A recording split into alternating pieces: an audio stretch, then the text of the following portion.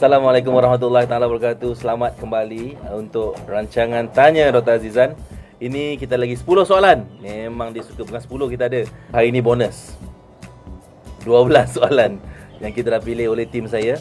Topik hari ini, soalan hari ini banyak berkaitan dengan keyakinan diri, komunikasi. Ini penting sebab kita nak berurusan dengan manusia. Anda berniaga, anda bekerja, anda berkeluarga.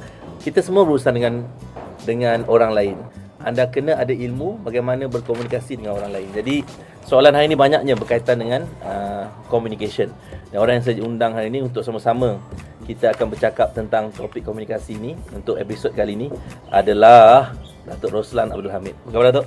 Baik, Alhamdulillah. Terima kasih kerana sudi enter frame bersama-sama untuk episod kali ini.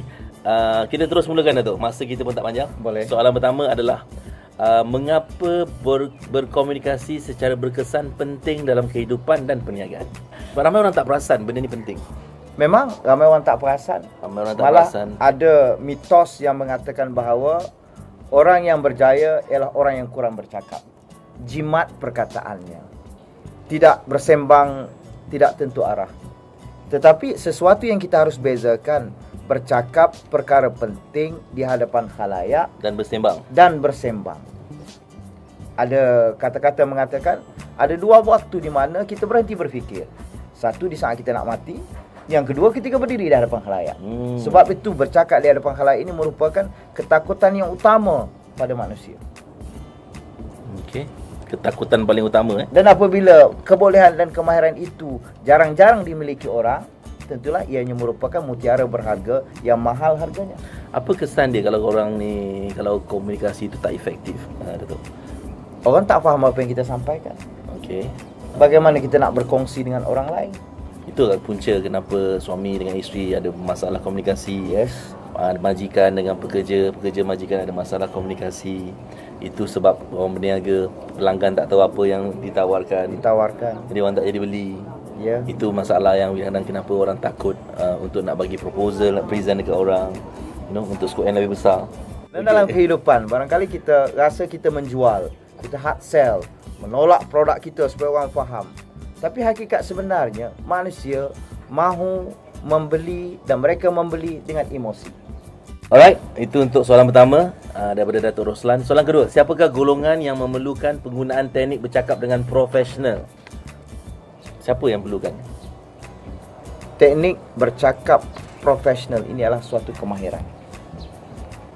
Pada pandangan saya, semua kelompok, bermula daripada pelajar, pensyarah, golongan profesional, businessman, ketua keluarga, malah ibu bapa pun yang mau bercakap dengan anak-anaknya juga memerlukan teknik bercakap.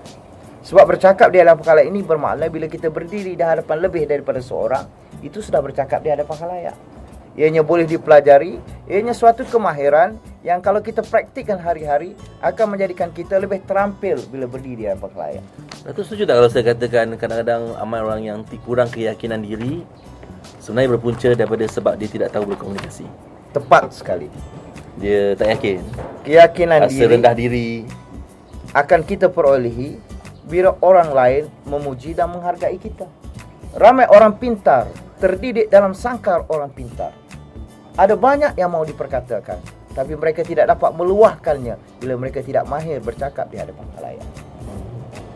Okey. So nombor 3, bagaimana mengetahui siapa audien kita dan bagaimana kita membangkitkan rasa percaya dengan orang. Orang percaya dengan kita. Kita kena kenal siapa audiens kita. Kita kena tahu sejauh mana tahap mereka, daripada mana fahaman dan pendirian mereka. Dosa besar dalam public speaking ialah kita bercakap secara selamba kepada audiens yang kita tidak ketahui daripada mana. Jadi bila kita kenal siapa audiens kita, malah dalam agama kita pun ada pesan, bercakaplah dengan manusia sesuai dengan akal pemikiran mereka. Betul. Sebab itu saya fikir program-program Dr. Azizan sampai ke dalam hati, jiwa dan sanubari audiens di bawah. Sebab Dok bercakap daripada hati dan Dok tahu siapa audiens di depan. Dok tahu apa impian mereka, apakah mimpi ngeri mereka pada subuh sunyi, apakah nyanyian indah mereka pada malam hari. Dan itulah yang sampai pada hati. Kalau hati yang berkata, hati jua yang mendengar. Yang keempat, alright, teratur je Datuk Roslan punya penerangan tersusun. Itu maknanya ada skill tu. Alright. Ramai orang cakap kelang kabut. Anyway, yang keempat, bagaimana kita boleh menambat perhatian audience dan mencairkan hati pendengar. Orang-orang yang melihat kita ni, mendengar kita. Kita berikan dua dulu. Nah, Manusia suka pada maklumat baru dan maklumat terkini. So, sebelum kita naik ke atas pentas, kita mesti tahu mesej apa yang kita nak sampaikan. Selepas ada maklumat, setiap maklumat mesti diadun dalam cerita. Al-Quran sendiri membawa banyak cerita-cerita. Malah surah terbaik dalam Al-Quran yang boleh kita jadikan iktibar bagaimana bercerita ialah surah Yusuf. Nabi Yusuf daripada kecil sampai dewasa dan sampai ke akhirnya digambarkan dalam satu surah yang sangat lengkap. Proses yang dilalui oleh beliau.